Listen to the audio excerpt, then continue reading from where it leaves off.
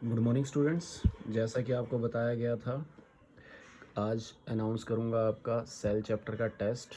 तो बच्चों, वो कल आपके पीरियड के अंदर ही टेस्ट होगा। आपको एक गूगल फॉर्म टाइप सिस्टम दे दिया जाएगा। एग्जैक्टली गूगल फॉर्म नहीं होगा, बट टाइप वही होगी जो लास्ट ईयर भी शायद आपने दिए होंगे। उसमें आपको एमसीक्यू टाइप क्वेश्चंस दिए जाएंगे। आपको उनके ऑप्शन लेकर सबमिट करना होगा और रिज़ल्ट भी आपको उसी टाइम पता चल जाएगा। ठीक है बेटा। टाइम लिमिट होगी, जो आपका पीरियड होता है उसी के अंदर ही करना है। कोशिश ये करना जल्दी से जल्दी देना। लेटर ऑन जो सबमिशन करेगा वो काउंट नहीं किए जाएंगे मार्क्स उससे। अब आज के लिए हम एक नया चैप्टर स्टार्ट करते हैं, मोशन। फिजिक्स का फर्स्ट चैप्टर क्या है? मोशन। मोशन समझने से पहले आप ये समझो कि what is rest. An object is said to be in a rest position when it does not change its position with respect to a fixed point.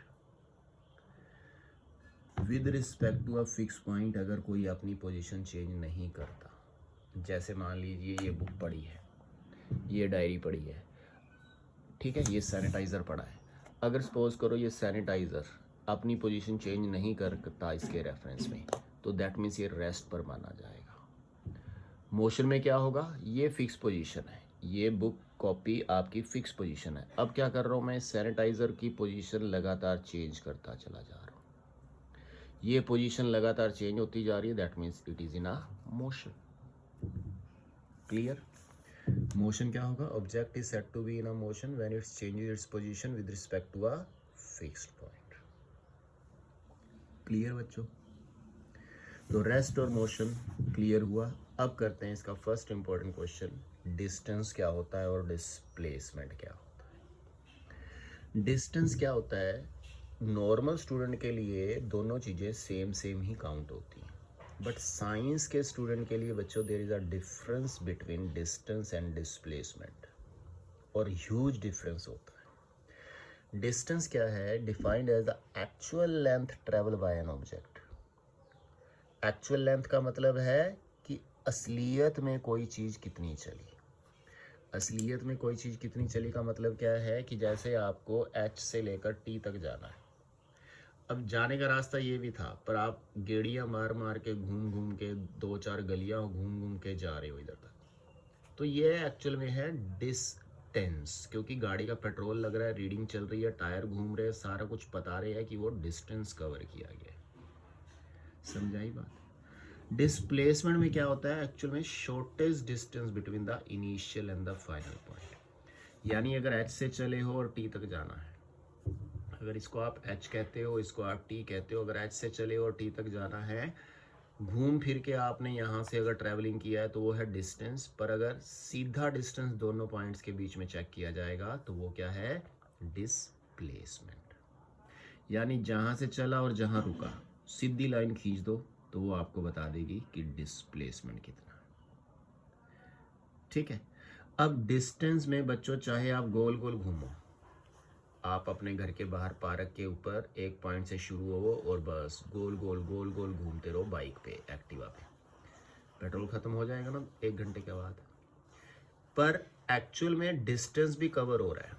आप शायद 20-25 किलोमीटर कल चल चुके होगे, पर चलने का मतलब ये है कि आप सिर्फ गोल गोल घूमे जा रहे हो, यानी आपने कहीं दूर नहीं निकल गए, पर आप गोल गोल घूम रहे हो। बाइक का पेट्रोल भी लगा, टायर भी घसा, टाइम भी लगा, दैट मीन्स ये ज़ीरो नहीं हो सकता। जो डिस्टेंस है वो ट्रैवलिंग किया है, दैट मीन्स वो ट्रैवलिंग हुई है। इसका मतलब डिस्टेंस कभी ज़ीरो नहीं होगा।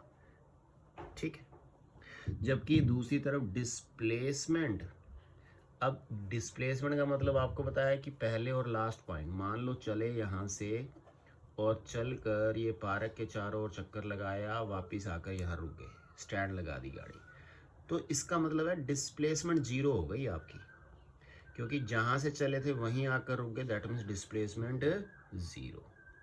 ये पॉजिटिव भी हो सकती है और नेगेटिव भी हो सकती है। पॉजिटिव कैसे? कि यहाँ से चले और यहाँ तक आ गए, आप 10 किलोमीटर चल गए, तो पॉजिटिव हो गया डिस्प्लेसमेंट। नेगेटिव कैसे होती है?